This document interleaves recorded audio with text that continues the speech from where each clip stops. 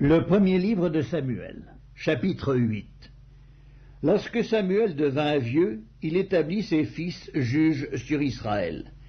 Son fils premier-né se nommait Joël et le second Abijah. Ils étaient juges à Beer-Shéba.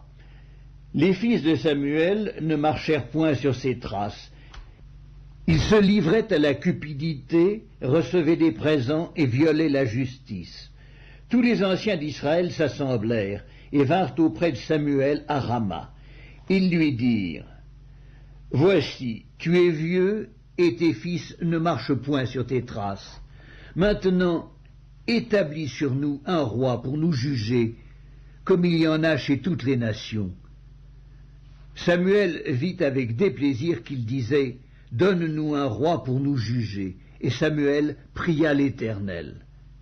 L'Éternel dit à Samuel : « Écoute la voix du peuple dans tout ce qu'il te dira.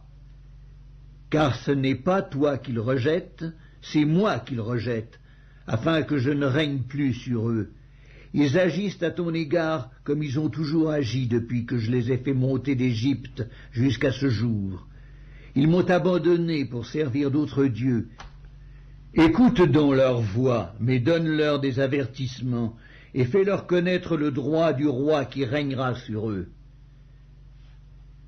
Samuel rapporta toutes les paroles de l'Éternel au peuple qui lui demandait un roi. Il dit : « Voici quel sera le droit du roi qui régnera sur vous. Il prendra vos fils, il les mettra sur ses chars et parmi ses cavaliers, afin qu'ils courent devant son char. Il s'en fera des chefs de 1000 et des chefs de 50, et il les emploiera à labourer ses terres, à récolter ses moissons, à fabriquer ses armes de guerre et l'attirail de ses chars. Il prendra vos filles pour en faire des parfumeuses, des cuisinières et des boulangères. Il prendra la meilleure partie de vos champs, de vos vignes et de vos oliviers, et la donnera à ses serviteurs. Il prendra la dîme du produit de vos semences et de vos vignes, et la donnera à ses serviteurs. Il prendra vos serviteurs et vos servantes, vos meilleurs bœufs et vos ânes, et s'en servira pour ses travaux. Il prendra la dîme de vos troupeaux, et vous-même serez ses esclaves.